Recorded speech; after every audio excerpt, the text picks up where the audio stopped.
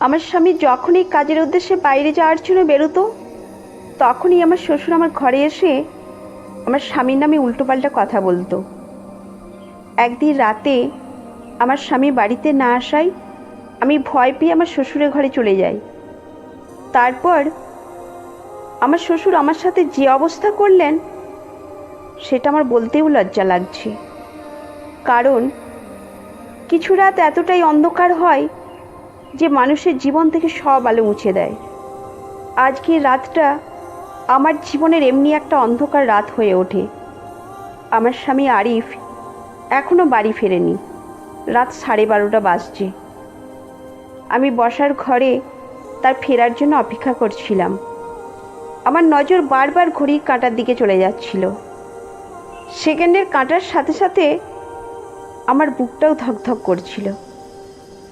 আমি প্রার্থনা করছিলাম যাতে আরিফ যত তাড়াতাড়ি সম্ভব বাড়ি ফিরে আসে। এরই মাঝে হঠাৎ করে কারেন্ট চলে যায়। পুরো ঘরটা অন্ধকার হয়ে যায়। আমি আমার মোবাইলের টর্চ জ্বালিয়ে কোনো মতে আলোর ব্যবস্থা করলাম, কিন্তু তাতেও আমার মনে একটা অদ্ভুত ভয় বাসা বাঁধতে শুরু করে। তখনই শুনতে পেলাম একটা শব্দ। মনে হলো কেউ ধীরে ধীরে আমার ঘরের দিকে আসছে। ভয় পাওয়ার কারণ ছিল সঠিক, কারণ প্রতিবার রঞ্জন যখন কাজের উদ্দেশ্যে বাইরে যেতেন, তখনই আমার শ্বশুর আমার ঘরে এসে আমার স্বামীর নামে উল্টোপাল্টা কথা বলতেন। একদিন রাতে যখন আরিফ বাড়িতে ছিলেন না, আমি ভয় পেয়ে আমার শ্বশুরের ঘরে চলে যাই। তারপর আমার শ্বশুর আমার সাথে যে অবস্থা করলেন সেটা আমার বলতেও লজ্জা লাগছে। সেই রাতটি আমার জীবনের সবচেয়ে বড় দুঃস্বপ্ন হয়ে ওঠে।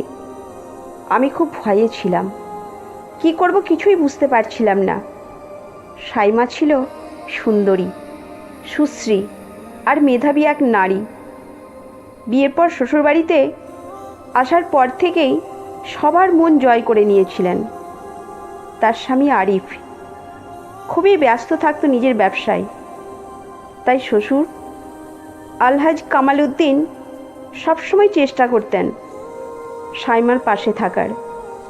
শ্বশুরের সঙ্গে সাইমার সম্পর্কটাও হয়ে উঠেছিল বন্ধুত্বপূর্ণ। একদিন সন্ধ্যায় আরিফ বাসায় না ফেরায় সাইমার মনটা খারাপ ছিল। সে বসার ঘরে বসেছিল আর ভাবছিল। ঠিক তক্ষুনি শ্বশুর কামাল উদ্দিন এসে বসল তার পাশে।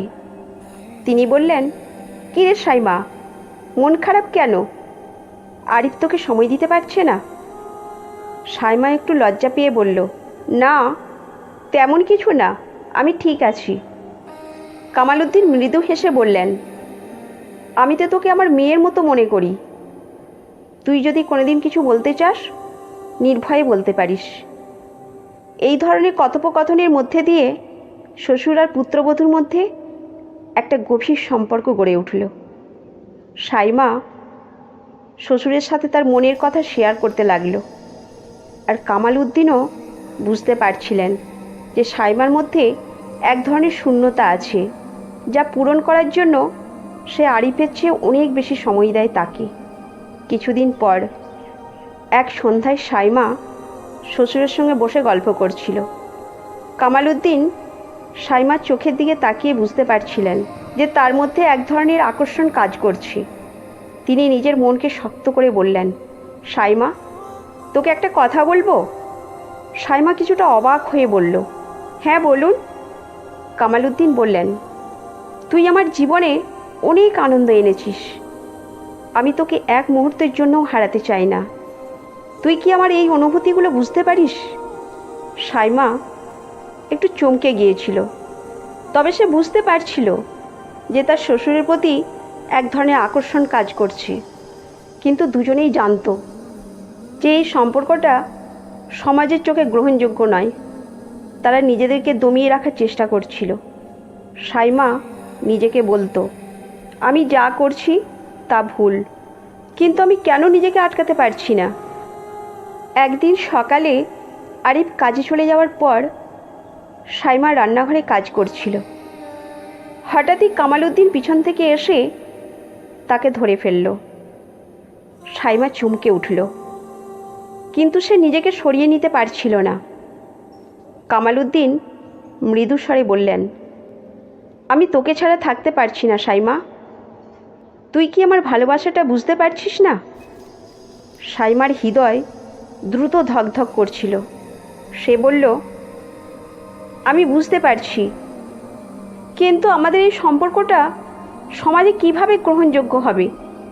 দুজনেই বুঝতে পারছিল যে তাদের এই সম্পর্কটা ভুল, কিন্তু তবুও তারা একে অপরের প্রতি আকৃষ্ট ছিল। তারা ঠিক করলো তারা সমাজের চোখে আড়াল থেকে নিজেদের সম্পর্কটা চালিয়ে যাবে। কিছুদিন পর আরিফ সাইমার আচরণে কিছুটা পরিবর্তন লক্ষ্য করল। সে বুঝতে পারছিল যে কিছু একটা ঘটেছে, কিন্তু কি তা বুঝতে পারছিল না।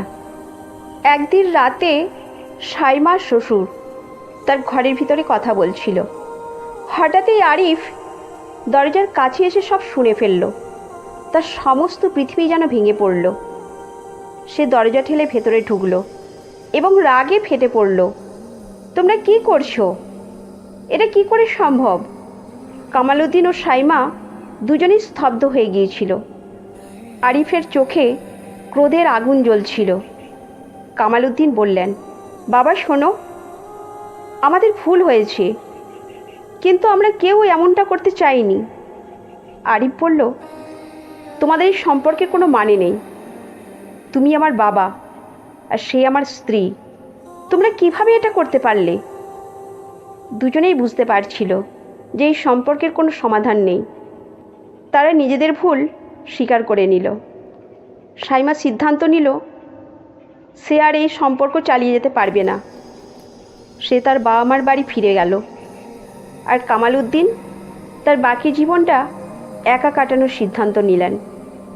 এই সম্পর্কে পরিসমাপ্তি হয়ে গেল, কিন্তু তাদের হৃদয়ে সেই সম্পর্কের ক্ষতটা রয়ে গেল।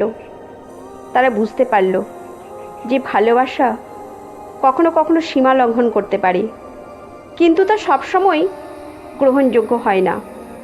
তাদের জীবনে এক নতুন অধ্যায় শুরু হলো, কিন্তু সেই অধ্যায়ে তারা একে অপরের প্রতি কোনো প্রকার ক্ষোভ রাখেননি। এই ঘটনার পরে সাইমা তার নিজের জীবন নতুন করে শুরু করলো। সে বুঝতে পারল যে কখনো কখনো ভালোবাসা পেতে চাইলে নিজের সীমা বুঝতে হয়। কামালউদ্দিনও তার ভুল বুঝতে পেরে সাইমার সাথে আর কোনো সম্পর্ক রাখেননি। তাদের জীবন আলাদা হলেও সেই দিনগুলোর স্মৃতি তাদের হৃদয়ে চিরকাল রয়ে গেল। ভালোবাসা কখনো কখনো কঠিন হয়, কিন্তু সেটা ভুলের জন্য নয়, বরং সীমা লঙ্ঘনের জন্য।